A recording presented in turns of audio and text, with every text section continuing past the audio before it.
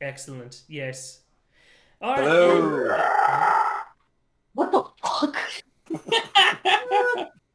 What? And we're back. Hello. Hey. Hi. Wow. Hi. Not all my sounds were getting picked up when I'm sad. We should democratize fear. What? We should democratize fear. What? So we vote on whether or not we're scared?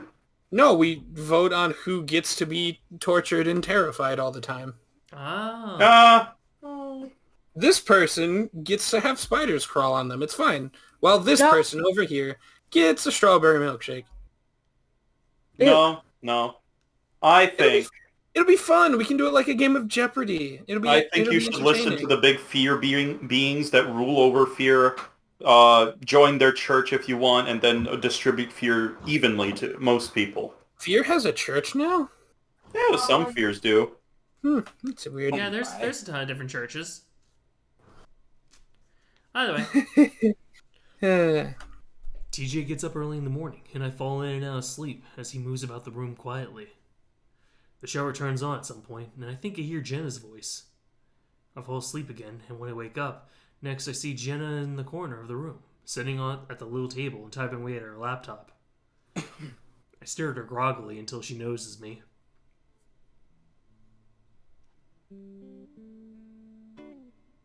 Morning.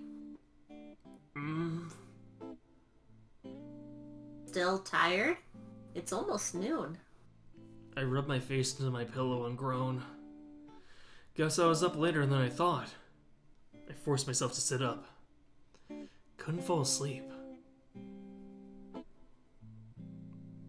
Trouble too. The beds are terrible.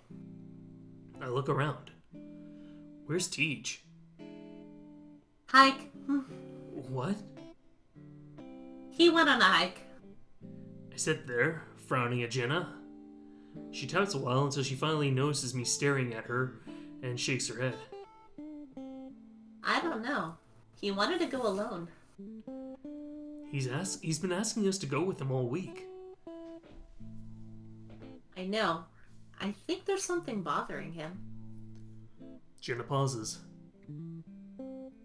Well, I know it's a scavenger hunt. Of course that's what's bothering him.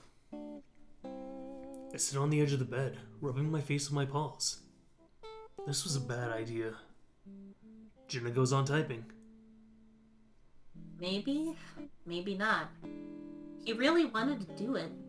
I'm gonna try to talk to him when he gets back, though. I stare at my feet for a moment, deciding on whether or not to just text him now. Jenna, do you think there's something weird about the treasure hunt? Jen doesn't even look up from her screen. Of course I do. I think everything about it is weird. I mean, I don't even know if Sydney put those there. Jenna finally looks up at me. Why not? Just everything seems off. Who do you think put them there, then? I shrug. I don't know. Can I interrupt for a hot second? Sure. This is a genuine debate I want to have with people maybe after this route. Just who do you think put those notes there? I mean, I have my theory if I say it's spoilering. Yeah, not now. I'm just saying later. Mm-hmm. I go back to mute. Excellent. Back in your corner. Back! Have at you! Back! Back! No! You'll never get rid of me. Shut up, Harry. My feelings. Go back to the hurt. corner. Hey, Seb, you go to your corner. Sebastian, I've been in my violence. I'm gonna throw pool noodles at you. Oh, what are those things gonna do, huh? My sister They're Bab going tried to beat to us with food. inconvenience you. I'm not even gonna throw the good ones. I'm gonna get the ones from Dollar Tree. Well, good luck hitting me, because I have like a 300-mile foot-long pool noodle. I can get you. What a great comeback. You really tried. I feel really nice in my corner here. Can you guys hear me while I'm in my corner? Yep. Yes, we can hear you. Oh, good. I can't see the screen Can you come back, Alan? Alan, you can come back. Harry can stay in his corner. You should be there. Well, that's gonna be fun to listen to on the audio to find out what me going to my corner sounds like. Yeah, not as fun, not as much fun as you coming out of your corner, because that sounded really funny. You sounded more distant. Like Sydney is distant from them. Oh. It's funny. The minute you came out of your corner, you became. It's almost like you realized who you were and became more real. What? Oh, wow. Harry. Jenna stares at the computer screen for a while, not typing anymore. Well, the whole reason we're doing this is because of TJ. This seems to be what he wants to do. And even if someone else that left them, even if it was someone else that left them there, if it's going to help him, then I'm going to help him with it. Yay. Jenna shrugs. I know you're sweet. It hurt. And in the end, all it is a treasure hunt. I'm just hoping that it ends at the house.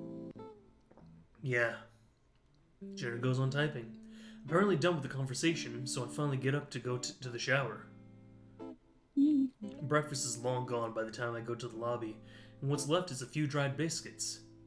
So I opt to go to the diner instead, while Jenna opts to stay in the room to finish her paper. I sit in my usual booth in the corner of the diner, half-heartedly flipping through the menu. Janice comes over to take my order, and my short answers to her pleasantries keep her from being too chatty. Once I'm done ordering, I sit back and look out the window, watching the bright sun bake the hot desert below. I imagine TJ out there on the trail, trudging along the path under the 100+ degree heat. Aside from worrying about what he might be going through right now, I also worry that he might pass out in this kind of weather. I'll be fine. What was that? I said, I was doing TJ's voice saying, I'll be fine. Oh, okay. I can only hope he had the right mind to take a long enough water and make sure to cool off like he did to me. I look down at my phone on the table, again considering whether or not I should call him. Maybe a text at least. Hey man! Then I set my phone back down and wait for a response, wondering if I might drive out to the trail myself if he doesn't. That's when I sense someone move up next to the table. I look up expecting to see Janice, but I'm met with the sight of a young white deer, his clasped paws holding a folded blue apron. Was this me? I blank on his name for a few moments, and I'm left with my mouth hanging open like an idiot. Then I remember. Oh, Julian, what's up? Julian smiles. This is me, right? Yes. Yes. I think I just used my normal voice, question mark? If you want. Maybe a little bit higher, hold on. Hey there! My shift just ended and I saw you sitting here. I wait, but he doesn't go on. Oh, I don't want to say it, but it looks like he's expecting it, and I can't really find a way out, so... Wanna sit down? Yeah, sure. Julian responds quickly and slides into the booth, across from me, setting his folded apron down on the table. Hey. Yeah, no problem. I wonder if I sound a little annoyed. A part of me hopes that I do, so he might get the hint, like Janice did. But he goes on sitting there, interlocking his fingers and resting his forearms on the table. How are you today? Good, you? Julian shrugs. I've been better. This job is really starting to wear me out, you know? Yeah, I've had a few like Matt. that. Hey, Matt. Hi. Well, the Buck seems nice enough. I don't think I've had more than, 5 conversations with the guy in my entire life. He was just a regular face that I saw through middle and high school, a part of the background. It wasn't until the last few years of high school that I noticed him and TJ hanging out, and TJ was the only reason we ever briefly interacted. So I'm a bit confused now as to why he's suddenly taken an interest. Yeah? What sort of job do you have? Oh, well, I'm between jobs right now. I'm going to school, but I'll probably stock shelves over the summer, like I did last year. So, that job wore you out? Well, no, but my fast food job did. The one I had in high school. I kind of like stacking boxes and putting stuff on shelves. See, I think food service jobs are definitely the worst, so I can see why stocking might be a little better. How dare you? Then she just comes Hey, I worked in a fast food worker area. They suck. Yep. I'm I gonna was be just saying, entirely yeah. honest. Yeah. Slow food, like, where it's like the focus is service and making people happy, would probably be amazing. Fast food? Oh no. I would disagree with that. Anytime you have to deal with customer service, as long as you have like a good clientele, it's fine. But if you're open to like the public, congratulations, you have to deal with shitty people every so often. Oh, that's very true. Yes. Can kind of agree. I'm not gonna lie. I loathed when I worked with food, but like now I work with drivers from many different companies all the time, and like it's not that bad. Yeah, And that's actually, when I was in food service, I missed the service aspect of it for the people that actually cared, right? Yeah, we Like, need I had a guy who like came to my restaurant as his first like real meal post-surgery because he just needed a little piece of joy after being in the hospital for like 2 weeks. And like we had this one woman, just an elderly lady, we called her all our grandma, and she came in here and I'll remember her order to this day. It was a single patty burger on a pretzel bun with grilled onions and grilled mushrooms. And I love that woman.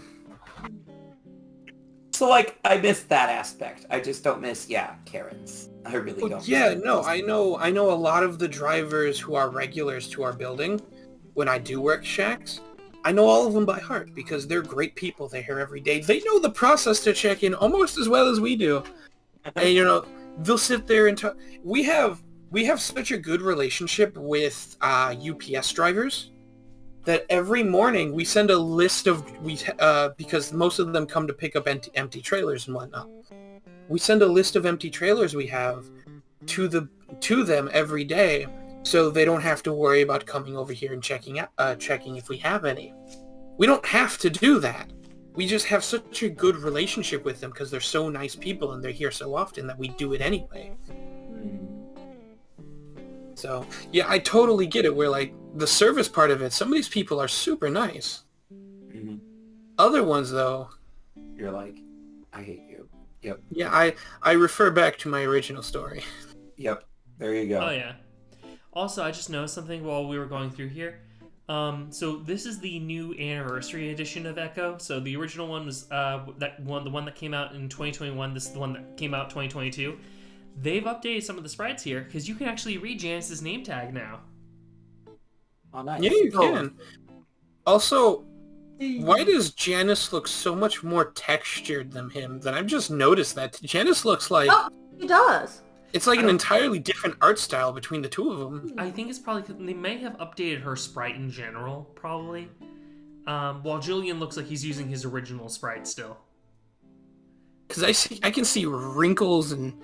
Like, yeah, okay. Yeah, she maybe. looks a lot more beat up than she used to with her older sprite. Her older sprite, you could kind of see her being maybe okay. Here, she looks like she has definitely had a rougher life, which matches what they said about the character. Fair. Either way, he breaks off as Janice comes back, setting down my chicken sandwich. Oh, Yeah. you know Chase, Julian? A little. I know him through TJ. Well, if you see that boy again, let him know that I like to chat with him. I look up and Janice gives me a wink before bustling off. I decide to definitely not let TJ know. But anyway, I'm going to school too, over at Mesa. And this diner has some seriously flexible hours. Only reason I'm still here. At least you guys don't seem very busy. even during the lunch hour. I had the 2 or 3 other occupied tables. Yeah, it's a wonder we're still in business. Probably gonna have to close down in a year or two. That idea actually makes me a little sad. I look down my chicken sandwich, feeling a bit awkward at the idea of Julian just watching me eat, so I leave it on the plate for now. Julian leans back and looks out the window. So, where's TJ at? I thought you two were hanging out. I get the feeling that the main reason why Son of a- What's the matter? My phone scared me. Ah, okay. I get the feeling that is the main reason why Julian is talking to me. Yeah, he went off on a hike earlier this morning. I slept in. I see. He still do that a lot? I shrug. I don't know. We've only been here about a week. He does love going on hikes, though. I mean, does he still do that at CCU? I stare at Julian for a second before I realize what he's talking about. Oh, no, I don't go to CCU. I'm at Pueblo. Huh? So you guys meet up here? Well, I picked him up and brought him here, along with Jenna, but she goes to Pueblo too. I grow a little frustrated having to explain everything to this guy. All I want to do is eat, then go back to the motel and wait for TJ. I see. Well, TJ was my best friend during senior year, after you and Carl left. We hung out all the time. After you left for college, we kind of lost touch. Yeah. He's not very active on social media. I only seen TJ post a few pictures since he started classes. A few of them were of him on the college soccer team, and one of them was of him standing in a prayer circle along with an inspirational quote. That is TJ. Aww. But Julian revealing that he was TJ's best friend towards the end of high school cools my exasperation. I suppose he does have a reason to know what TJ might be up to. He was kind of depressed right after graduation, so I've been a little worried about him. Depressed? That surprises me. I've never known TJ to be depressed. I'm sure he's been sad before, but not outright depressed as far as I know. Maybe I don't know much about him. I thought it might have to do with graduation, but it went on all summer. Oh, well, if you want to talk to him, I can definitely let him know. I gesture at my phone on the table. I also make a mental note to myself that I should talk to TJ too, about everything. Julian smiles. Too. He must have changed his number after leaving. Okay. I hesitate, then pick up the phone to type out the brief message. I met Julian at the diner. He'd like to talk to you. Smiley face. TJ hasn't texted me back yet. How long have you known TJ? I set the phone back down and settle back into the booth. Since he got here in like 2001, so 14 years ago? Wow, that's a long time. Yeah, it really is. You guys always been good friends? For the most part. I had times where I was kind of a dick to him, but he's always been a good friend to me. I see, yeah. We all went to the same elementary school, but it wasn't until junior high that I met him in Bible study. Ah, of course. I always knew about you guys, though, the Echo Kids. Yep, that was us, the weirdos. Julian glances around before lowering his voice. It was a mean thing to say, but this town is kind of messed up. Lots of weird things happen here. I can't argue with that. Julian looks around again, biting his lip. Then he lowers his voice another notch. Hey, so this is going to be a bit weird, and I don't want to offend you, but it's something that's been bothering me for a while. I eye Julian warily. Yeah?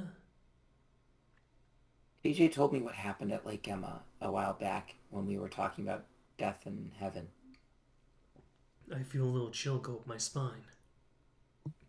Well, he never actually told me about what exactly happened. But I can tell it really affects him. Julian pauses, but I don't say anything, keeping my eyes fixed on the table. Now, you don't have to tell me, and if it makes you uncomfortable, please don't. But I feel like if I had a better idea of what happened, I might understand him a bit better. Julian brings his interlocked fingers up to his chin to rest on.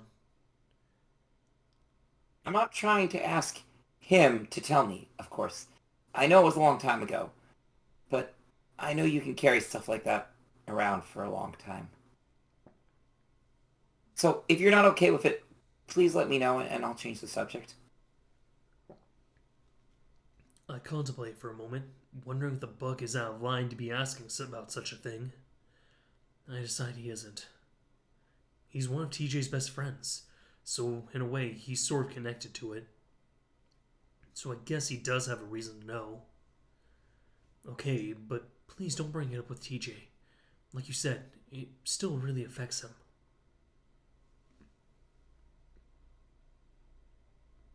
Never! There we go. Wow, you gotta yell it? Man. I tried saying it nice and quiet and then it didn't like me. Okay, well, you know what? Maybe I'm not gonna tell you the story. Julian looks at me solemnly. I think for a moment, gathering my thoughts.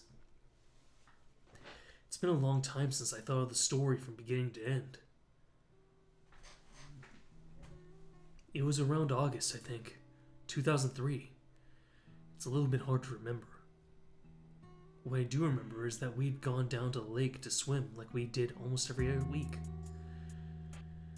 There's this little spot where the beach kind of curves in, and it's mostly sand and shallow water. That's where we usually hang out and swing. Even though the water was always sort of stagnant there, it was at least safe and warm compared to the rest of the lake. I think at some point one of us wanted to go and skip rocks. We had to go further up the shore to do that, and TJ was more interested in building sandcastles. So he stayed behind while the rest of us went up to the beach to find the rocks. When you go up that far, you can't really see that spot anymore, so I'm not completely sure what happened. I vaguely remember looking back at TJ as we went up the beach. The lynx bending over his castle, the back of his wet swim trunks covered in sand from where he sat down. Sydney went with us. I at least remember that. But while we were skipping rocks, he just sort of disappeared. I glance up at Julian for a moment and see him listening attentively before I look back down at the table. Anyway, we heard some splashing and some shouting from TJ, and we all ran up the beach to see Sydney floating on the lake. I swam out there and got him. Too late, though. I don't mention the part where TJ was crouched in 3 feet of water, staring at Sydney's body floating 20 feet away from him. I don't tell him that TJ's explanation for what happened always amounted to Sydney stepping out too far into the water. That maybe the current knocked him off his balance and pulled him in. How he even said that it almost looked like an invisible shark had grabbed Sid and pulled him out. How none of it makes any sense at all. None of us are sure what happened. It seems to be enough for Julian, though, as he shakes his head. Very, very sorry to hear that. But thank you for telling me. All I knew was that a friend of his drowned in the lake. He didn't tell me how close he was to it. It makes sense why that would still deeply affect him. No problem. I realize that Julian is probably the first person that I've ever told that story to outside of Echo.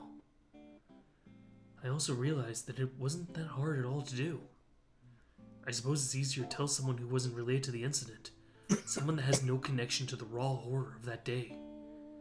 That, and a lot of time has passed. Maybe I just got over it without even knowing. But yeah, Echo is a crazy place. You know about that mass hysteria thing that happened 100 years ago? This place is kind of famous for it. Almost all the paranormal podcasts I listen to have an episode on it. My heart skips a beat as I suddenly remember my project. I I covered my face with my paws. Shit. What's wrong? Did I say something? I uncovered my face to see Julian looking at me with some concern. No, why? I just forgot some schoolwork that I need to get done. A project. The excitement around the scavenger hunt completely wiped the thought of it from my mind. What kind of project? A news report on Echo and that mass hysteria incident. I'd barely done anything on it since I first got here. Hey, so cool. Do you need any help? I blink. The buck's eagerness surprising me. For the first time I see him become embarrassed, the skin on the inside of his ears turning a dark red. Sorry. It's just something that always interested me, so I got a little excited. I glance down at my phone and see that I still haven't gotten a response from TJ, so I get an idea. Despite my initial annoyance, I like how considerate Julian was about the whole lake incident. I also want to give him a chance to see TJ before the end of our trip. Well, actually, I've been meaning to get some footage of the mine, or at least the opening since it's sealed up, and TJ started yelling in the background, if that was TJ. That was not me. That was not me. Wow, somebody had a voice that sounded nearly like yours, Sam, so I'm curious what that was.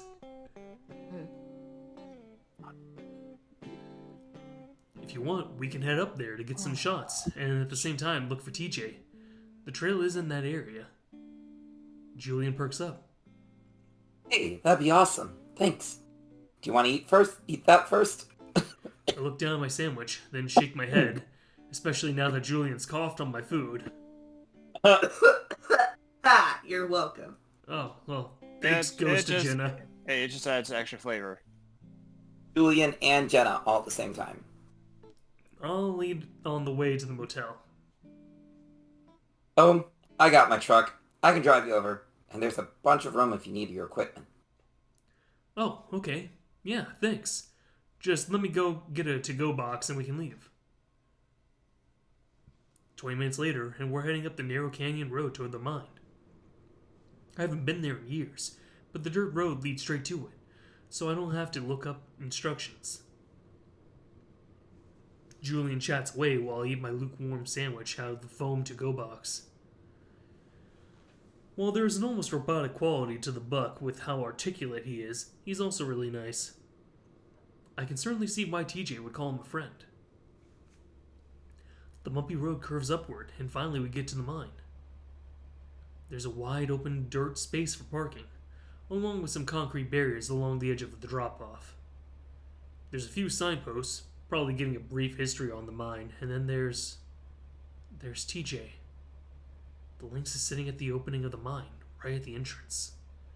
He's leaning back against the rebar grid that sealed the entrance. What the? Julian stops talking and looks over at me, then in the direction I'm looking. Each? Son of a bitch. I don't say anything because I realize how limp the lynx looks. His head tipped back, his paws limply laying on the ground. I'm out of the truck before Julian can even park, my to-go box spilling onto the gravel as I jog towards TJ. TJ! Hey, what's wrong? You okay? The lynx doesn't respond, and when I get to him, I see that his eyes are open, but they're rolled back to the point that I can only see white. I bend over him, trying to help him sit up better, made more difficult by his bulky backpack getting in the way. As I'm doing this, I feel a rush of cold air from the mine, blowing out through the rebar. I ignore it at first, focus on trying to get TJ to respond to me, but then I realize there's a hissing sound to go with it, like someone exhaling. I glance up through the grid, but I don't see anything.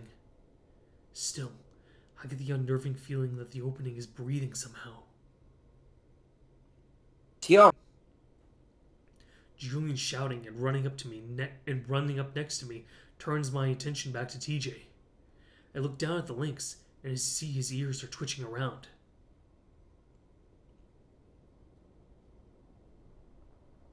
God. Hello? Okay. Yeah? Yeah, sorry. Apparently, it didn't read my lines.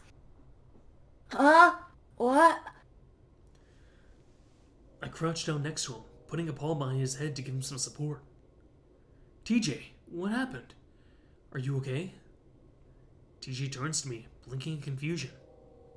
Okay, what's wrong?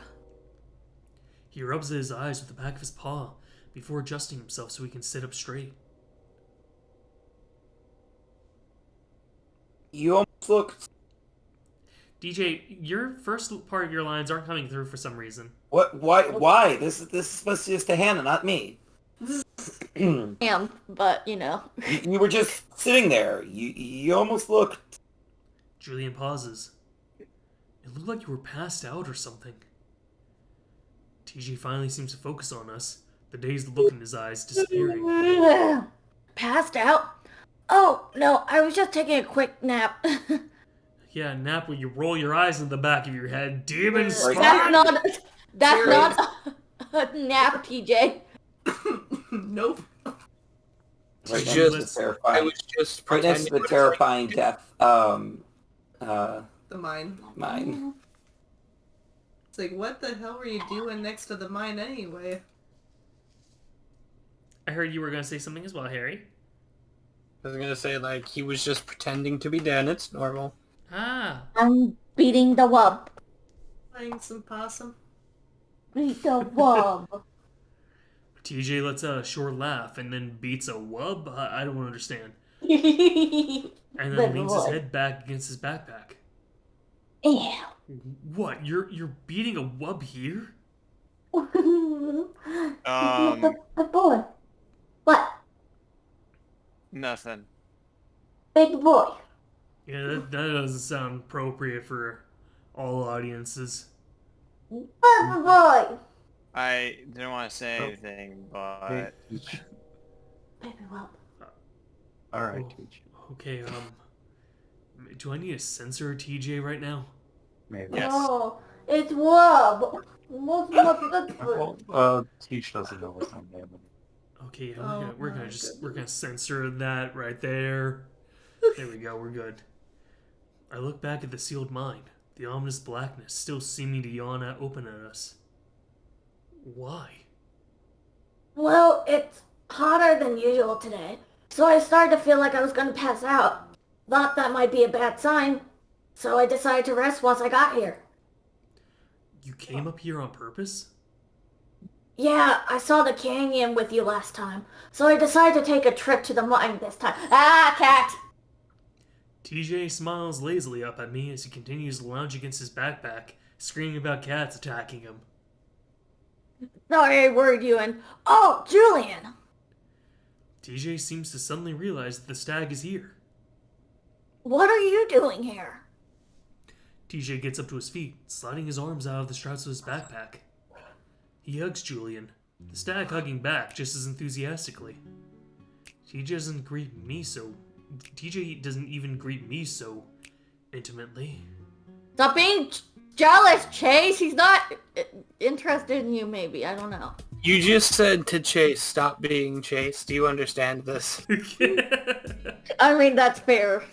He's hugging That's another wrong. boy. Wait. Like, It sounds like yes. Leo. Sounds like Leo being like, why is he hanging out with everyone else? Oh no, Chase is becoming Leo. I just want to share my favorite meme again real quick with the "You're the most jealous man I know. You know other men?" Yeah. There's something I want to bring up with this, but it's probably best not to do now. Okay. Should I just move on then? Yep. Okay. I guess they have more of a history than I thought. Hey, Teej! Yeah, I met Chase at the diner. You weren't answering any of your texts, so we both decided to come up here and find you. That, and Chase needs to get some footage for his project. Do you need help with that, Chase? TJ turns to me with a grin. Lady. He then starts talking about some lady. Lady. Cute girl. Lady. The pretty I- queen. Open Jason style. I don't know what it is. It might be like the Pretty weird lady. possession letting go. Might be him talking to some lady girl or whatever. But TJ's acting a lot more chipper than he was yesterday. That almost dark broodiness is gone, replaced with his usual cheer. I had to smile because of it, despite the situation just a few minutes ago. Sure.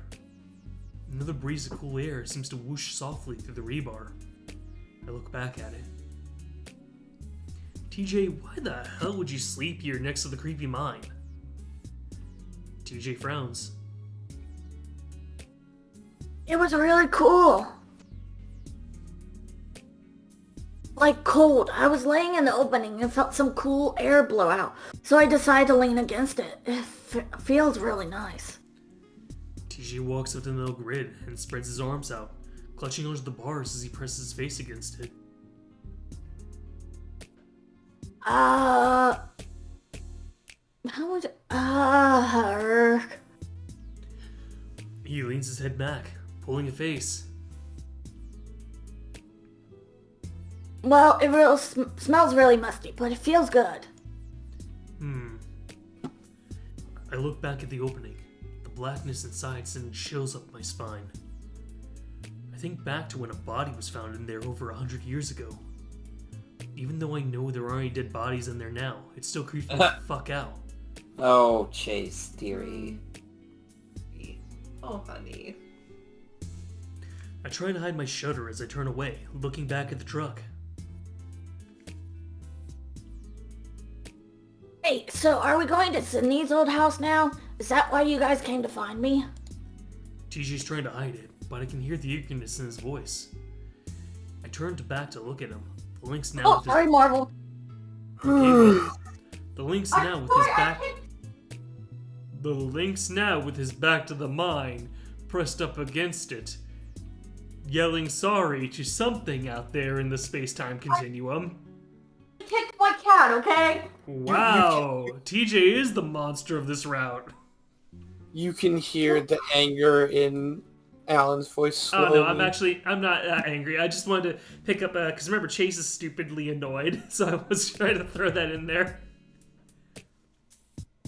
Yeah, Chase all of a sudden is just like super annoyed with everything. Yeah, like whenever he's at the diner, he's like, no, Well, okay, Janice, so I don't he's- talk to you. He's trying to eat, and this guy randomly sits down next to him, right? That is kind of like, hi? What are you... You'll leave it with Janice. Like, he was just like, no, I don't want to talk to Yeah, you. because he just did a bunch of shit work for Janice. And she told him to, like, dig a grave. And to throw this out there as well, Chase did mention that he didn't sleep at all that well last night. Yep, Oh, that's true. I forgot that he didn't really sleep very well. because he was worried. It's like to see the slow descent into Chasem. What, my slow descent into Chasem? Yes. Oh god, if I fall into a descent into Chasem, well, Harry, you know how bad that's gonna end up.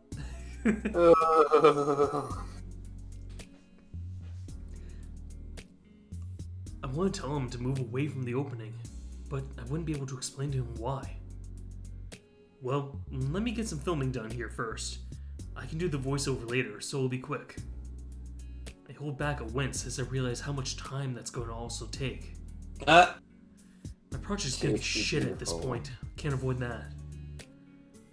I just need to make it the least shit I can. That's why I In don't there. do voiceovers. There. I lecture videos. Yeah. Sorry.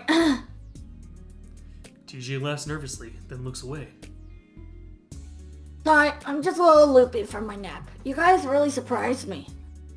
It's okay. Didn't try to save you, you'd be in a mine and dead right now. I'm going to go get my equipment really quick. Okay, alright?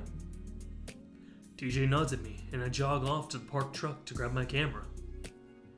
So TJ might be acting a little weird, but I'm just glad he seems happy again. Seeing him the way he was last night was a little unnerving, to say the least. I scoop up my camera bag from the bed of the truck and head back, slowing down to a walk as the heat is already starting to catch up with me. How TJ was able to go on a several hour-long hike is absurd to me. It almost seems foolish, especially for someone like TJ who knows about how dangerous that can be. When I get back to the mine entrance, I see Julian and TJ sitting with their backs to either side of the opening, chatting with each other.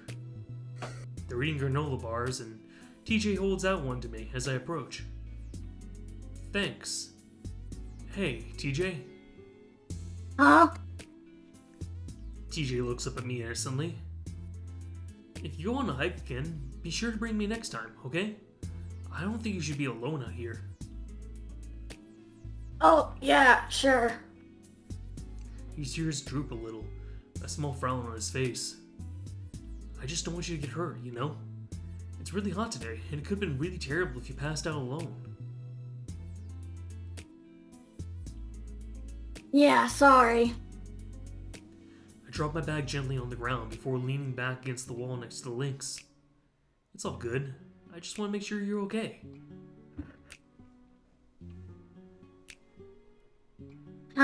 Thanks. I just didn't want to wake you up this morning. Jenna offered to go with you, didn't she? TJ sighs quietly, looking away into the mine. Yeah, but I can tell you guys don't want to go. I just don't want to ruin this trip for you more than I already have. What? TJ, what are you talking about? TJ goes quiet, then just shrugs his shoulders. Maybe he isn't back to his old self after all. Wouldn't mind going with you, TJ.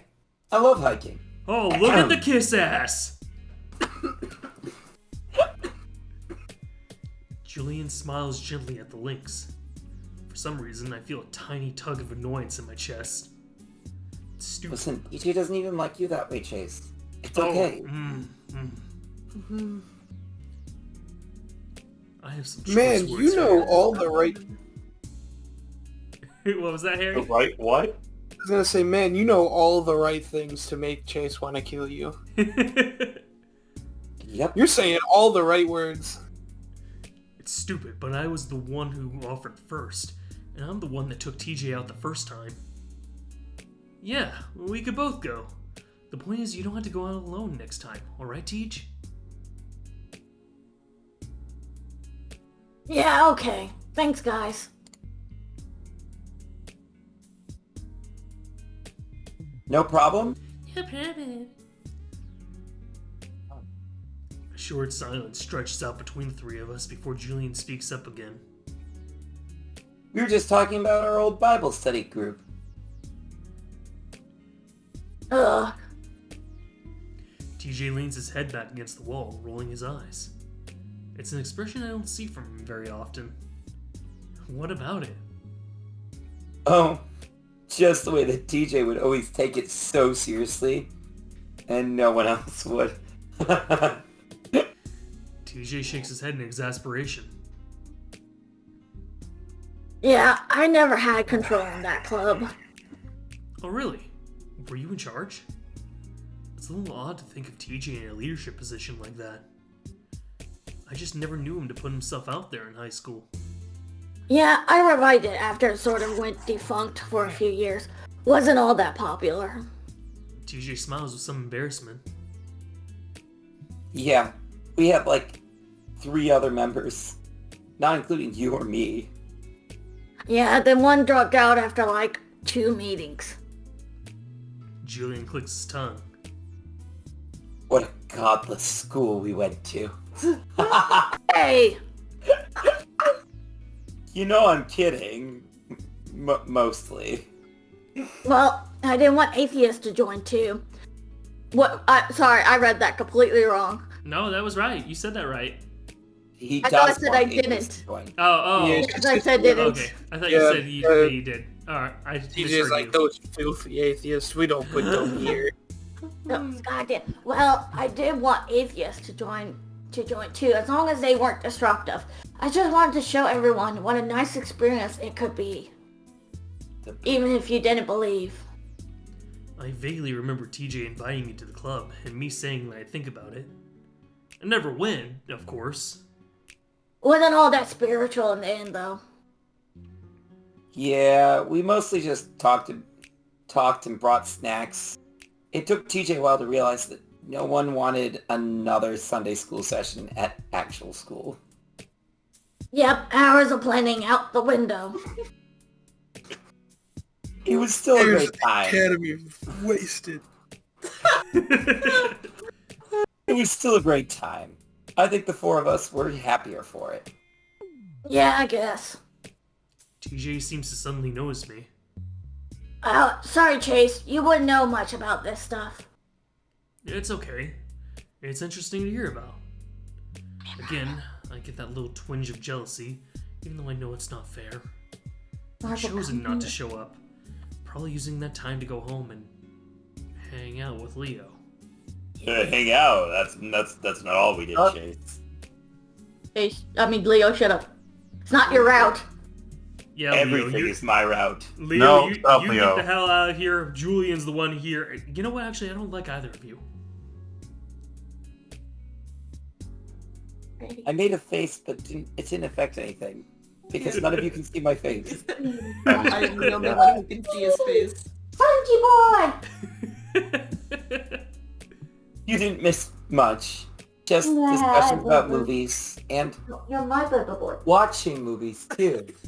Man, TJ's like really affectionate on Julian, and it's really fucking grating on my nerves. No, Spongy! No, Spongy, let me love you. Oh my gosh. Okay, you can go now. Oh, you give Julian a nickname now, huh? Ugh, they couldn't even be religiously themed. Thank God. Damn it, I don't think that came through. Nope. Hey! I laugh at how indignant TJ is. Well, I'm glad you had a good time at least. I came away thinking the whole thing was a failure. I think I remember you mentioning that you wished your friend here. Blah blah. I think I remember you mentioning that you wish your friend here would have shown up. Julian! Shut the fuck up! I don't really remember. That would have been the funniest Of course you thing do. if TJ said he knows Of exactly. course you do. You said it all the time. Julian, I will end you right here, right now, coming from TJ.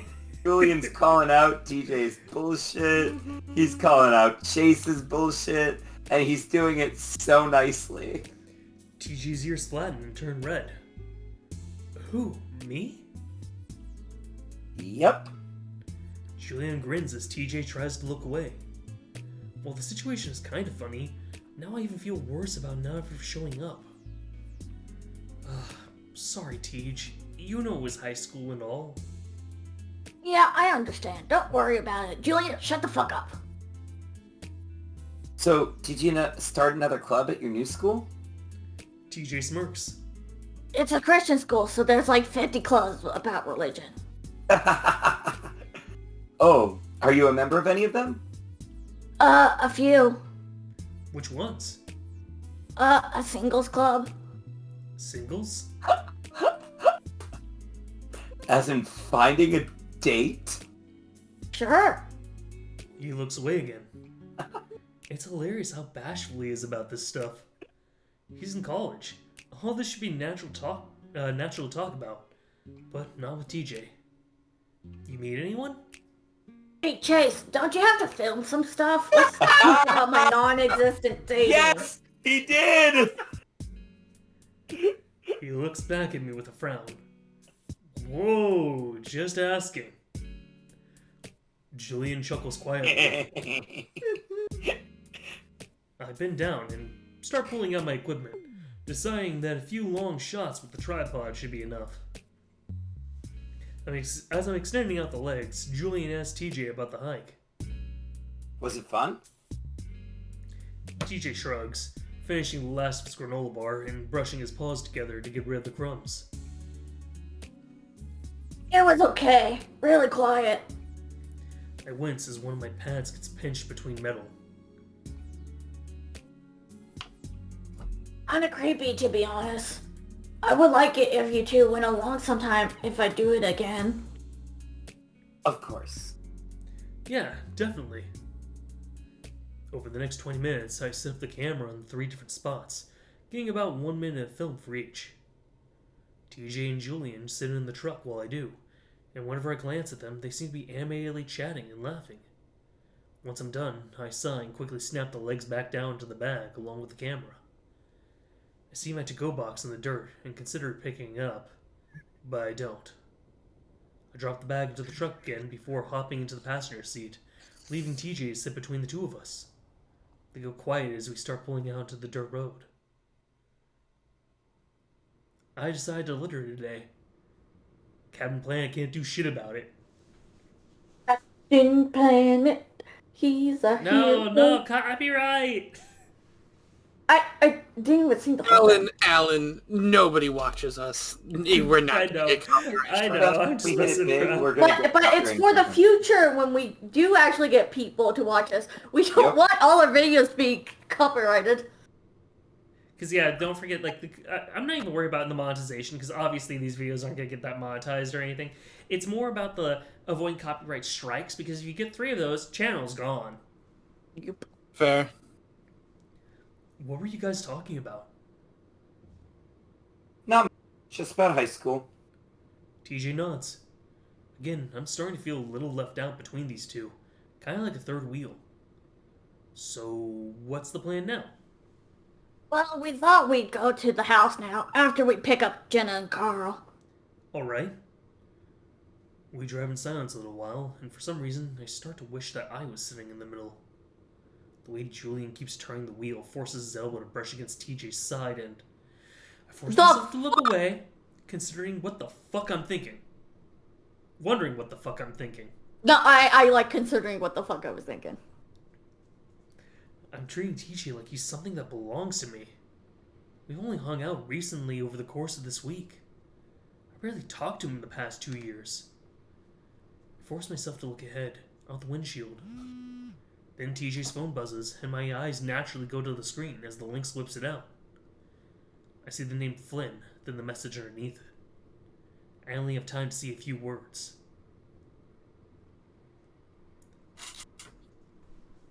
Seb, whenever you're ready for your lines. The few lines you get this week. Who is this? Flynn. Okay. You know, his fucking tell me. TJ jerks his phone back down, and I look away as I feel the lynx's eyes on my face. I wonder if he saw me looking. I'm sure he did. It doesn't really matter, though, because now I'm wondering what the fuck Flynn thinks he's doing. This is the fuck Being episode. Flynn. Let's be real here, being Flynn. Yeah. Which, now you know more about what being Flynn is like now that you've gone through Flynn's route on your own, Harry. Now that I've gone through Flynn's route, I like Flynn a lot more, and I'm sad. I'm really sad. Because that would have been Flynn's no, never mind. Don't say anything, but I do want to just share this one last thing, because, Harry, I think you'll agree with me. Are you going to get the same level of schadenfreude that I'm going to get when we have Seb have to go through all the lines that he has to go through in that route? I don't know what that is. Oh god. Think about like all the Enjoying other things people's that pain. Flynn says and talks about in that route. Oh yeah. Oh, Sam, or not Sam. Seb. Seb. I really hope that if you're not gay, then you're at least open to being gay. Well, because- I am bi, so So there you go. Well, look, you're already halfway there. You're gonna experience being gay for a while because he's literally just you but gay. It's weird. okay. They've been staying away from each other for the past few days, obviously, but I guess Flynn found another way to get to TJ. What the fuck does he think he's doing? I feel myself getting angry. I don't exactly know what the lizard is saying to TJ, but judging by what I saw, it's definitely not good. I make a mental note to ask TJ about it tonight. If he won't tell me, then I'll let Leo know. He'll do something about it. Whoa, you still remember me? Holy shit. I mean, when I need you, I remember you. Alright. So you I'm need me? gonna bring up something, and the only reason why I bring this up is because this is what I was thinking when all of this was going on. Chase doesn't sound like Chase to me. Yeah, I was gonna say, he sounds much more angry than what he normally is. I mean, he does get annoyed from time to time. That is normal, but the fact that he's been this angry... Well, he's jealous That of TJ. That and how much he's jealous of what's going on with TJ. Yeah. To me, this started feeling like I was watching Leo. Yeah. And that's scary. Like this isn't through Chase's eyes. We're watching, Chase is Leo right now, TJ's Chase, and then this dude's Kudzu. That's what it feels like when I start watching. My character is yes. Kudzu? Yeah, That's totally. He's like chill, and he's like... He's Kudzu without the badassness of Kudzu. No, but here's the thing. Kudzu is the good version of Leo, right? In the sense that Kudzu is protective of those he loves, but he's not foolhardy, and he's willing to... I'm going to point out an exception there. Technically speaking, Kudzu did all that for people he didn't know. He and Chase got together through like that entire situation. But before that, he barely knew Chase and them. He was only sort of friends with Leo. So Kudzu really could have at any point just cut tail and run. Kudzu did all that because Kudzu's a fucking boss. That's fair. But Leo could be a boss. He just is possessive and therefore, has a character flaw. In a similar way, it feels like this character is the same, has the same understanding kindness that TJ does, all while being realistic, right? So TJ is somewhat idealistic, which is why we all love him and find him adorable, right? Mm-hmm. But in some ways, he's almost overly idealistic, in the sense that you're like, TJ, people have sex, and people swear it. It's okay. Right? Whereas this guy, he gets all that. He's cool with that. Be back. I'm glad you can I looked at the text I sent in general as you say that, yes. I honestly haven't seen general, so if I literally just said the exact same thing you said, that'd make me so happy. Hold up, I'm checking it now myself. I might have to put it in the video for if we are keeping that in there. That's what a Fennec Fox is. There you go. Oh, okay. I'm going to read it out loud. Harry had said at 9:51 p.m., I think chronologically TJ has had an erection a total of 3 times.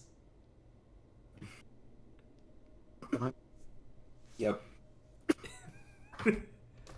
There you go. Give or take. I think whatever girl, and I think TJ's straight or guy, but I'm pretty sure since it's a Christian mingle thing, probably a girl. Whatever girl TJ met at college, that he didn't want to tell us about. So there's another really funny comment to go along with that I'm not able to share because of Alan. Because I'll destroy him. I'll strangle you like Chase wants to strangle Julian. Please say Harry so you can get destroyed. I don't think it's much of a spoiler, but I think it's really funny. What is it related to? How many times TJ has had an erection in his life. I mean, I believe you actually gave the canon amount there. Yeah, I know. What I'm saying it's totally. We've seen TJ have an erection a grand total of 3 times, and I think we've actually get to see all 3 of those times. Alright, so this is also... I'm going to bring up a fun little thing. I won't go too in-depth with it, but it is a fun thing. Harry and I had debates before they released the side stories about what exactly TJ's orientation is. And now that the side stories are out, we've been able to refine, and I'd say we're mostly in agreement about what we think TJ's orientation is, right? We're mostly in an agreement from what I've been looking at, because I kind of went back and read a lot of them. Mm-hmm. We both seem to come to the similar conclusion of a weird mix-mash nonsense between what we both said. Mm-hmm. That's fair. So... just keep that in mind that we were literally having debates about TJ's sexuality. Full on college level, bringing in citations, different quotes and references. Well, of course. Is there any other way to do that?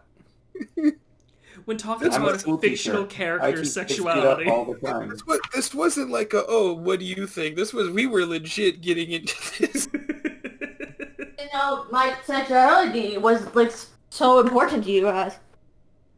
It is. Yeah, actually, it's very plot relevant. Funny enough. Yeah. Oh, good.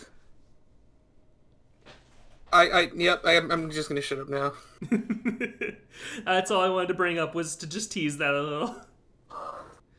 We all walk up to this. Wow, I was speaking earlier. Fine. Now I'm not. We all walk up the sidewalk to the old ranch-style house. It's been a long, long time since I've seen this place. Even longer since I walked on this path. Sydney's house is up the gravel road behind the forest. It's a bit of an odd spot, secluded from the rest of the town. It was all the better for us, I guess. It's nice not to be reminded of what happened. Hey. Carl! Yeah. Matt? Matt, Did he step away? you may have fallen asleep. Oh. Well, Voice acting, but I've turned Harry. Back up, Carl! Harry, you haven't had a voice yet. Do you want to be Carl? I guess I'm Chug now. Hi guys, my name's Chug. Guys, I don't know about this. You think he's going to let us in? Wait, does Cussy live there? No. Oh. Some dude named Steve. I want Kudzu again. Everybody wants Kudzu again. I know. What else can we do? Maybe Sydney didn't mean his room? Where else would he sleep? The living room? The ground, 6 feet under. If we're being... Oh no! Yeah. Oh, you're a terrible person! Yeah. under or actually floating on top of the. Yeah, I believe he slept in a lake once. Yeah, I was gonna say. There we go. My God! So awful. Go. Look, Slept on top of the lake. I was allowed one dead child joke this entire game. I'm glad I used it here. Alan, you're a horrible person. Did I ever say I wasn't? No. So, that's fair. I don't know. I mean, he'd nap in random places.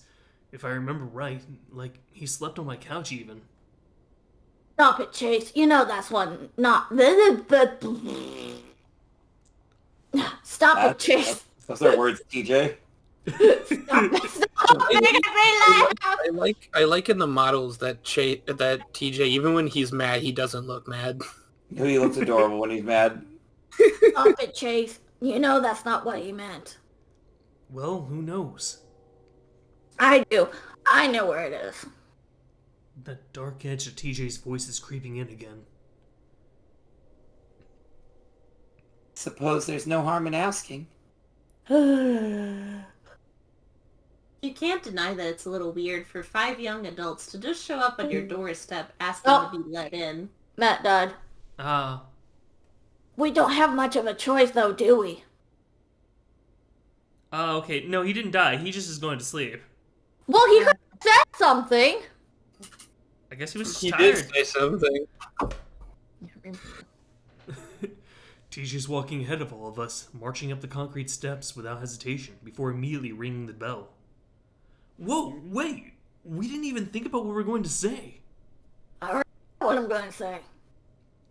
We stand there in stunned silence for a bit, and I look around at the others. Carl looks completely uncomfortable, almost nauseous, his paws shoved deep into his pockets as he stares hard at the ground. Jenna is staring at TJ, her brown furrowed. Oh, okay. Clearly worried. I hope your frown is okay, Jenna. I don't really know how that works either, but okay. assume it's her They brow. mean the brow. Yeah, it probably is the brow. But I do like. Next time I see you, Hannah, I'm gonna ask how your brown is doing. What can brown do for you? You were confused because you're like, she's not brown, she's like tan. I just realized something really funny. Oh, what? Oh no. Brown is a slang word sometimes used to. Oh, okay. Well, then I won't ask that. What? That's getting bleeped, by the way. That wasn't even a swear. You know what? Sure. I don't know. I know it's not a swear word, but like, I don't want people to like immediately know what that is, because that's probably not YouTube appropriate or whatever. Why not? Sure. I don't know. YouTube's got some weird rules, okay? I just work here, okay? I don't know what's going on. Julian just stands there, as if the situation doesn't bother him at all. The door finally opens, revealing a young red panda, not much older than ourselves. He blinks at us, then fixes a smile on his face. Congratulations, Seb, you get a new character. Huh? Let me see. Hello? Can I help you? I see TJ's ears flatten down for a moment, his originally tough resolve clearly faltering. Hello? TJ then starts coughing, hacking up a hairball, it sounds like. No, when I'm doing that voice, sometimes, like, it will go down the wrong tube, and I'm like, The red panda stares at TJ for a moment, waiting expectantly. I don't recognize him, and I'm sure I would have seen him around town if he moved in after Sydney's parents moved out. It must have been sometime recently, a few years ago. I decided then that I should step in to let TJ try and gather his wits. Hi, I'm Chase. This is TJ and Carl, Jenna, and Julian. I point to everyone, feeling my cheeks grow hot. Hi, everyone. That's bright. I'm Injy. Just like, what he's the? so cute. All right, Hi, everybody. so here's you guys want to know a little fun fact about Injy here? What? He was the guy who was manning the Discord that the Echo Project had at one point. So Echo Project had like this entire Discord server, and he was one of the main moderators for it. Aww. He's still also thanked in the credits. If you actually like look through the credits, they still thank him and everything for all he does to help out with Echo. So he's kind of in a similar situation as like the other 5 side characters, Raven, Kudzu, Julian, and then 2 you guys haven't met yet, Daxton and Micah, where they're basically people who had like their personas brought into the game. Nice. Gotcha. I love how his face is like, why are there 5 people here? knocking at my door? Well, think about it. Like, if you had 5 people who are like only 2 or 3 years younger than you come knocking at your door, going like, "Hey, we're looking for like stuff." Let's reiterate this. Let's reiterate this. You have 5 people coming to your door who's a little bit younger than you in the middle of crack country. Yeah, it's true. Oh, yeah, no. I forgot about that part. And it's not crack; it's meth. Meth. Yeah. This is a meth Sure, town. okay. I thought they were the same thing. No, they're not. Crack is a refined version of cocaine. Mm-hmm. Okay. Meth is See, I Yeah. needed to know these things where I live. Yeah, methamphetamine versus crack cocaine. Mm-hmm. Gotcha. Well, there was a meth lab in my hometown that blew up apparently one time. What? Oh, I know when I was going to high school, and I know. they're like, "Hey, did you hear about that meth lab that exploded?" I knew it because my English teacher was married to a cop, and she told us about it. I know the general concept of how those are made. Granted, I don't know how to make them. I just know the concept. Just watch fucking Breaking Bad and you'll be good. Yep, there you go. Just watch Breaking Bad. I have a beautiful lady named Mara. Still though, Okay. 5 Did people not like that. just show up to your door who, no reason to be there in the middle of crack country. Meth. You're a little... Mad Sorry, meth country. country. I'm sorry. God, get it right. You may or may not be a little worried. What? Oh, What the I fuck might are these not be people doing here? Tomorrow. Hi, everyone. Yeah, I also like the idea that you get like the otter who goes, "Hi, my name's Chase. This is TJ, Carl, Jenna, and Julian. I'm sorry. We're here to see about your interest No in solicitors. Thanks. I'm good. I'm Yeah, not buying any vacuum spies. I really don't blame both. I don't really blame. EJ? I don't blame Flynn and Leo for having guns. I'm gonna be honest. I mean, yeah, they live in a town that is infested with meth addicts, so like, Yeah, they're I not would. wrong. I live there. If I lived there, the first thing I would do is buy a gun. I do not trust the police in this situation. While I believe that there should be like stricter gun control and laws, I also do agree with like, oh yeah, you know, having a little self-defense in some place like that makes some sense. But the state I live in is stupid because of... And it's stupid. Oh wow, that really sucks. Yeah! Should I believe that? Because I don't know if I don't know if that extends to beyond that state. So yeah, you may want there's a to lot. just cut that out. Okay. It does. There are a lot. I have some. Never mind. I'm just gonna leave that alone. Okay, if it does extend, then we'll probably be okay. Okay. I'll look it up when I'm editing. Congratulations, future me. You got a fucking homework assignment. Yeah, Yep. Hey, you fucking son of a bitch. permit. Guns are cool. Guns are cool. There should be some more refined restrictions to make sure restrictions on to get them, but for the most part, they're cool. I'm of the opinion, give and take. Yeah, give and take. I want to have my marijuana growing in the background and my guns to protect myself. Free healthcare and, I don't know, something else Republicans want. I don't know. We can have both. We can have both. I don't think Republicans want free healthcare. They don't, but they don't. Okay. But We're back from whatever that side tangent was. Definitely not.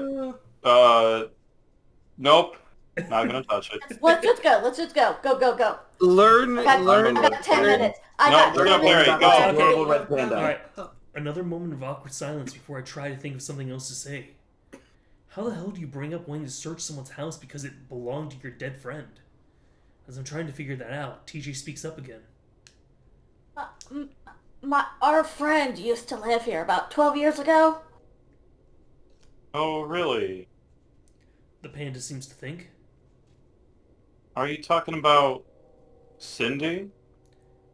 Cindy, yeah, he was our friend. Oh, sorry. I can remember the name. I think his aunt told me about what happened. Yeah, and he left something behind for us in his room. Is it alright if we come in and look for it? 12 fucking years ago. Injy's originally inquisitive look is replaced by one of confusion and definitely a little bit of suspicion. Oh, all of you? I noticed Carl staring down at the hard of the floor, his paws twisting in his pockets. That's alright with you. We got this nice crowbar here, and your knees look really in nice. The middle of meth country, 5 people show up to your door asking you to come in. Keep it rolling. Thank you, Hannah, for reminding me need to keep moving. Injy stares at us for a good 10 seconds, causing even me to glance down at the floor, realizing how stupid all this is. Finally, he starts to step back, closing the door a little bit as he does. I'm sorry, but I don't think that's a good idea. Wait. TJ steps forward, his fur bristling. The panda jumps a little, closing the door further until it's at the point that I can only see one of his eyes. Sorry, it's just maybe I could come in and the rest of my friends can wait outside. This will be really quick. I know exactly where to look. The panda's one eye looks back at us. TJ turns around and makes a shooing gesture with both paws. Shoot. There's a pause, then we stumble back a little, down the steps onto the sidewalk. My face burns again in embarrassment, realizing what a bunch of crazy people we look like right now. I look back and see TJ standing alone on the porch, looking back at the panda, his paws clasped together. Again, what feels like a very long silence seems to drag on until Injy opens the door slightly. You know what? Why don't you just tell me where it is, and I'll have a look. Oh yeah, TJ seems surprised, as if only now considering that idea.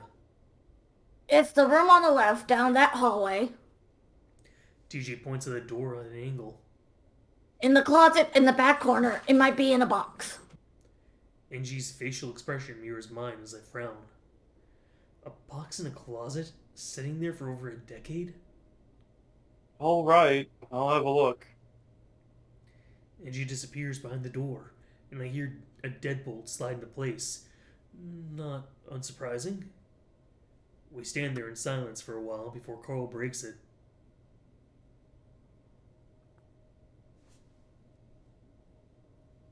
Back up, Carl.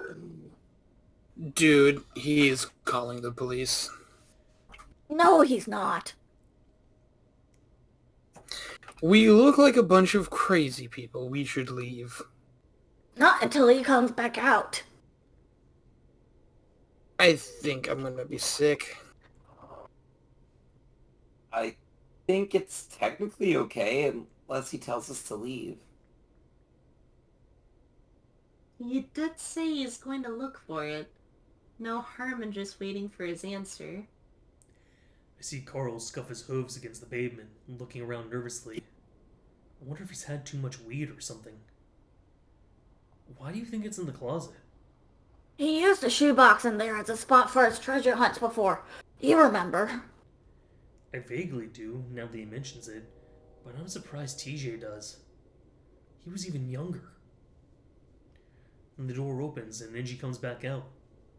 His facial expression is completely different now. It's one of amazement and disbelief, but it's what's in his paws that catches my attention. A teal-colored shoebox, old and worn and torn through the corners. My mouth drops. Injy stands there for a moment, holding the box out. Is this it?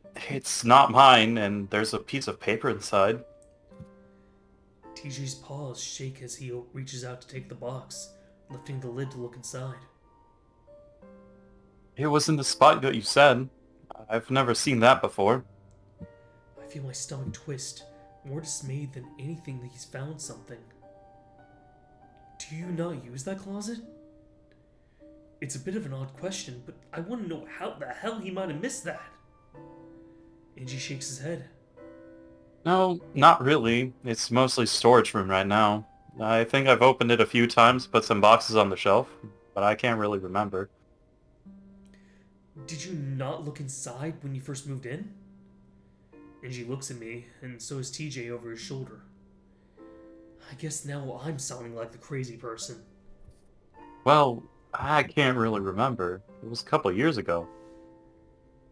I had my family help me move them in, so maybe they just thought it was mine if they saw it. I want to ask more, but I bite my lip, knowing his sound as frustrated and suspicious as I am. It's definitely something I could have missed. I found a few things in the crawl space from last family. Who lived here before you, if you don't mind me asking? Injy leans against the doorway, his arms folded, looking a lot more relaxed now. It was a family that you're talking about, I think. Bronsons? Yes. TJ's still looking down at the box, having not taken out the note. Yep. The woman who lived here moved out right after that happened, but then her sister moved in. She told me about what happened when I bought the place. Injy looked down at the box that TJ's still holding. Do you know what he left you? How'd you know to find it? It's an old scavenger hunt that we found. It told us to come here. Like, something we left behind? Yeah. Wow. Well, I'm sorry about what happened to your friend. Must have been children out at the time. No one says anything, so I nod for him. I'm sorry. Also sorry for being so suspicious when you guys showed up. Thought I'd caught someone trying to break in a few days back. Can't be too careful. Don't worry about it. That's completely understandable. Injy nods, then shifts around. I don't want to pry, but what does it say? I didn't read it since I don't want to be intrude or anything. TJ lifts the lid again, then reaches in to pull out the piece of paper. It's identical to the others that we've seen. Injy takes the box from the link so he can use both his paws to unfold the note. Then he starts reading. I hope that you're all having fun. Soon you'll know what Chase has done. Figure it out, it's a piece of cake. If you can't, look by Carl's drawing at the lake. It goes quiet for a while. The only sound is the wind rustling through the trees. Then I hear a gagging sound and look back just in time to see Carl hurling into the bushes. TJ's strangely calm as we sit in the motel room. It's been about half an hour since we found that last note. After Carl lost his lunch in the bushes, Julian drove him back home, and we had to put the scavenger hunt on hold. TJ wants us all to be there for it. Julian is still with us, and I keep wondering when the hell he's going to go home. He just joined our little group today, and TJ acts like he needs to be part of this for some reason. He barely even knew Sydney. But that doesn't even matter. The whole thing is so ridiculous. It's so obvious that Sydney had nothing to do with this scavenger hunt. Someone's planting these damn notes, and they have it out for me. I sit with my back against the headboard of the bed, staring at my legs as TJ tries to defend this whole thing. It's really bothering you, Chase, then you don't have to come. I bristle a bit. You're insisting everyone else go, why not me? I force myself not to look over at Julian. I do want you to come, but you're so angry. I've never seen you like this. Oh, y'all have. Chase is just acting like his old self now. Jenna sits in the corner on her laptop as usual, smirking. It pisses me the fuck off. Listen, whoever's writing these has it out for me. Look at what the last one said. To get going. Oh, you do? Okay, should we call it here then? Yep. Yeah, because this is going to be interesting. Actually, I'll go ahead and rewind this to the beginning of this scene so we can start from there next time. Yeah. Yeah. That sounds good. Chase's slow descent into madness. It has No, begun. he's fine. He's fine. He's got like what, 3 voices, Okay. 4? Well, okay, I'm going to just point out something. Is it paranoia when it kind of is true someone seems to be out to get him with these notes?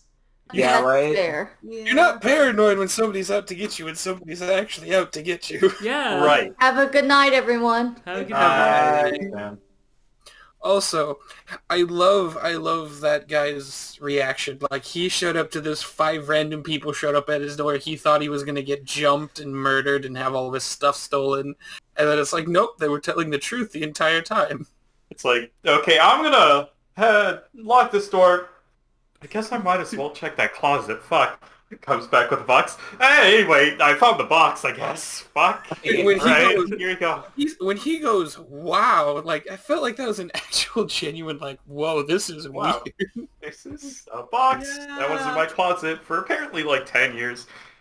Mm-hmm. Now, I'm going to throw out a little thing here for you guys. Okay. Do you think that these notes are actually written by Sydney or not? Yes, I wanted to bring this... Big Ghost or Zombo. I did want to bring this up. Who do you think wrote these notes? I honestly don't believe that could be TJ, and I doubt anyone else really knows. Perhaps Flynn, but I like my own theory of it's Sydney Ghost. Okay, Well, so your here's- money's on Sydney Ghost. Okay. Who was so in the dream? It was that Chase was talking in that memory. He was talking to TJ and somebody else. And Who was Carl. the other person? And Carl. And he was Yeah. talking about the possibility that Sydney might have killed his own father. Yeah. I'm just like, So TJ has Oh, done no. some... Chase has done some mean shit to Sydney. True, but don't forget, going even further back, Chase beat up Sydney after Sydney bullied TJ. Because don't forget, TJ is the baby of the group, being like 2 years younger than the rest of them, and Sydney was picking on poor little TJ. I think like at that time point, like Chase is maybe 10, same thing for Carl. and then you would have Sydney there, who's like either 9 or 10, depending on things. While poor like TJ's like 7 or 8, and he's getting bullied by a kid that's a year or two older than him. Yeah. And Chase is like, hey, how do you like it when somebody beats you up?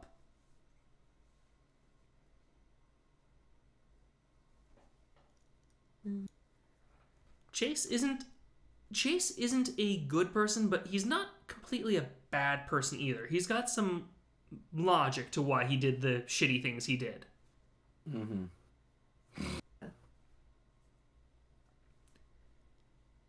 But this brings up the question now of, are these notes actually from Sydney?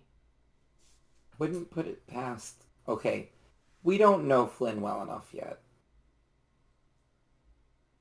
Okay. But it almost feels like Flynn would do this if he wanted to bring healing. I don't know about healing. Or Flynn, vengeance. I was gonna say Flynn, I'm not sure if that would necessarily be the intention. Remember, Flynn's wanting to get the info out of TJ, so I could Yeah, see this being why some type of bring- like big plot to get like TJ to get like so wrapped up back in Sydney and thoughts about Sydney that maybe he'll finally fucking talk about what happened at the lake. But that's the thing, though. If that's the case, why is it all focused on Chase? Mm-hmm. Yep. And another Why thing is- I want to point out, that Red Panda said about a few days before this, somebody tried to break into his house. Hmm. We don't know how successful that person was. Yep. I think someone broke it and planted it. But can I throw a very weird little bit of evidence here? TJ What's seems that? to know where all the notes are. Yeah. He knew that it'd be in that shoebox, in that room. Well, technically any of them could have known that TJ, youngest member of the group, who should have the worst memories of those scavenger hunts, remembers it clearest.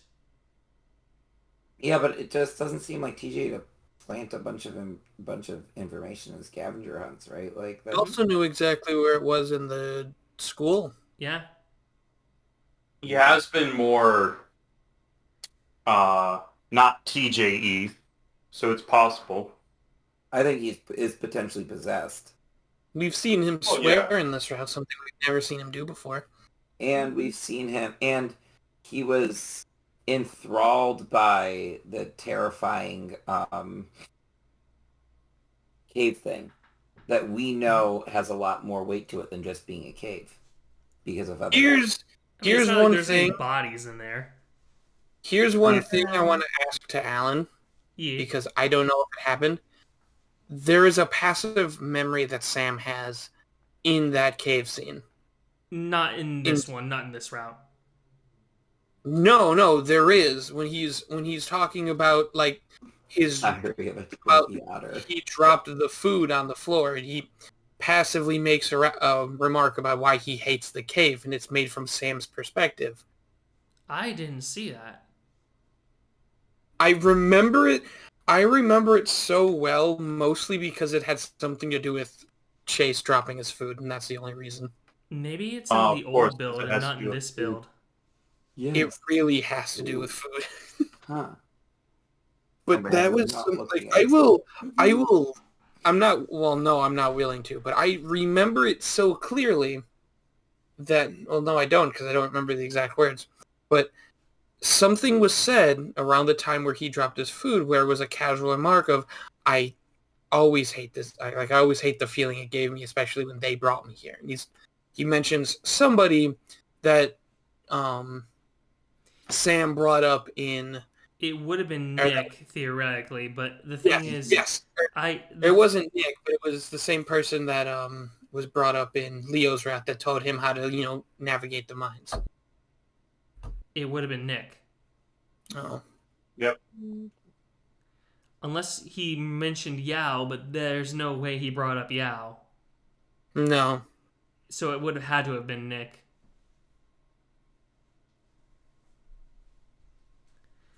Alright, well, I think that's a good amount of theorizing for today.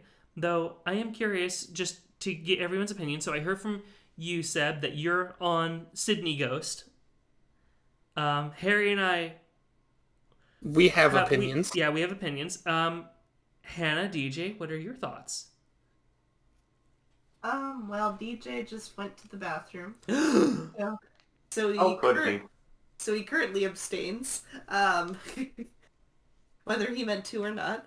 No thoughts, bladder empty.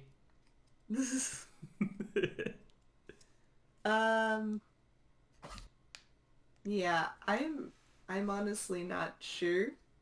Okay. Because, yeah, it is weird that, one, all of the notes happen to be located, like, all of these notes are still supposedly there after, like, 12 years, is it? Mm-hmm. Yeah, I'm gonna just quickly, I also want to share this last thing about these notes, is that this one's saying that it's going to be the last note, and you'll soon know what Chase has done. This is done. So I'm curious, what do you guys think that means? Why would Flynn, if he's the one who's writing it, why would he sit here and, like, if he's trying to find out, why would he accuse Chase? Mm-hmm. Or if this is TJ or Sydney's ghost, what are they hinting at? Like, I'm almost thinking it could be Sydney's ghost possessing TJ. Okay. Because TJ seems to have a weird knowledge of it, and TJ is doing things out of character. Okay. But it feels very Sydney, right? It doesn't feel TJ. So to me, it's almost like you get both of those then. Mm-hmm. And it would make it sense for Sydney to possess TJ's ghost, TJ, because they're old friends. TJ saw Sydney die, but they also have a history. There's a lot of reasons for that to work out. Okay. All right. But what did Chase do? Mm-hmm, what did Chase do? That I'm not sure about. We're going to find out. That's for darn sure. For Sydney or for TJ? I mean, it depends on who you think wrote the notes and everything. For Sydney, I think it's because Chase talked about Sydney potentially having killed his own father. Okay, so the fact that Chase was revealing secrets and everything? Yep. Well, and that's bringing up... So, like, let's assume the best in people and that this was an accident, right? What a horrific, traumatic thing to just bring up like an asshole.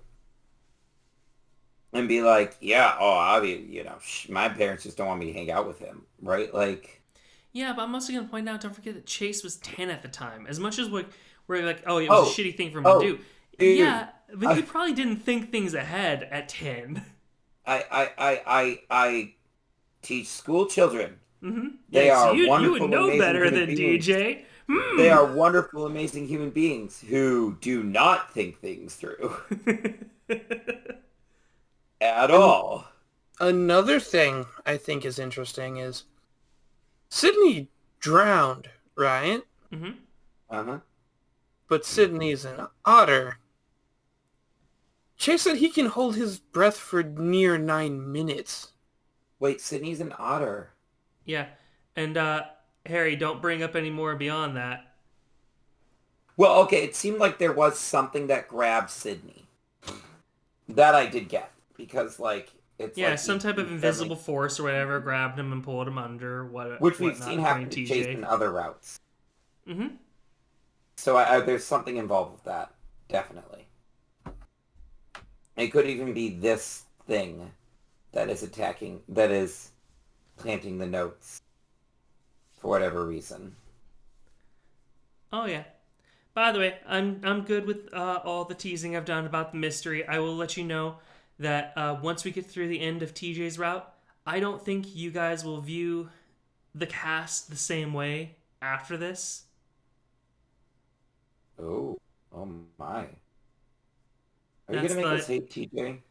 Yes, it will be TJ that you will despise. Totally.